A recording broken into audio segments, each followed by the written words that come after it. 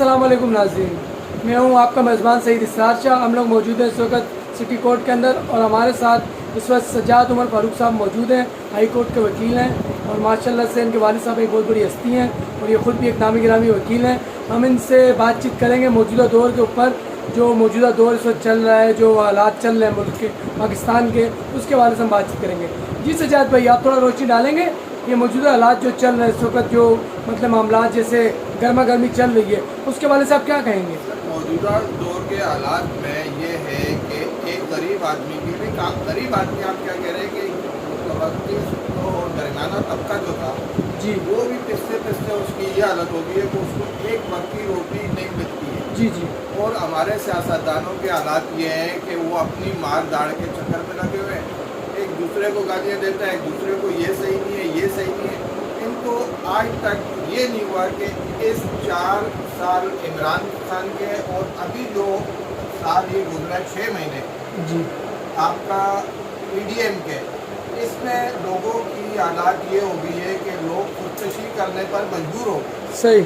और इनको अपने धरने की फिक्र है, अपने अरबों रुपये उस पर लगा रहे हैं, कोई आवाम का वो नहीं है, परेशान हाल नहीं है। आपकी अदलिया चुप बैठी है, कोई 100 मोटो एक्शन नहीं हो रहा, आपके सैलाब सरदान के लिए कोई इमदाद नहीं हो रही। जी जी। लोग एक रोटी के लिए तड़प रहे हैं, कोई परेशान हाल नहीं है। अभी तक कुछ इलाकों में पानी नहीं निकला।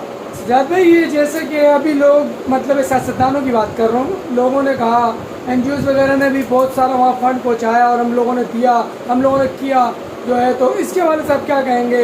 मतलब लोगों तक फंड पहुँचा है, मतलब उनके मामला जो हैं NGOs फिर काम कर रही हैं, कुछ न कुछ वो मदद कर रही हैं लोगों जी, मगर गवर्नमेंट के मुताबिक आपकी कोई इमदाद वहाँ भी नहीं जा रही। आप लोगों का खुद, आप मीडिया पर्सन हो, आप लोगों से जाके पूछो तो उनको जो चीज़ मिलनी चाहिए थी, इवन यहाँ तक कि वहाँ पर मच्छरदानी तक लोगों के पास मौजूद नहीं है। सही। तो ऐसे पानी जो पड़ा है वो इतना घर सड़ गया है कि वहाँ पर मच्छर ही मच्छर है और मच्छरों की बहुतान है। ऐसे ही। जिस बंदे के पास पैसे हैं तो उसने अपने बच्चों को उठा के कराची ले आया, जिस बंदे के पास बेचारे के पास तौफीक नहीं है वो कहाँ से बच्चों को अपने उठा के कराची लाएगा या दूसरी जगह, वो उसी जगह पानी में बैठे हुए, उसी टूटे हुए घर के नीचे बैठे हुए, कोई परेशान है आदमी।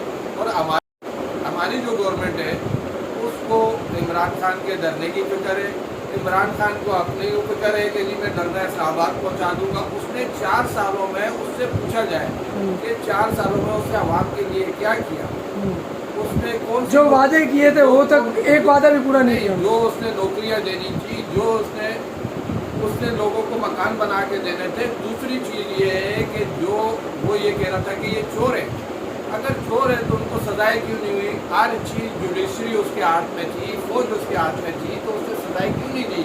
सही। अगर सजाएं देता तो फिर पता चलता कि चोर है। मगर 4 सालों में उसने आज तक ये पूछा जाए कि तूने 4 सालों में मुल्क के लिए क्या किया? सही। कश्मीर का मसला तो कश्मीर को इसने ले लिया, सही। और क्या करेगा?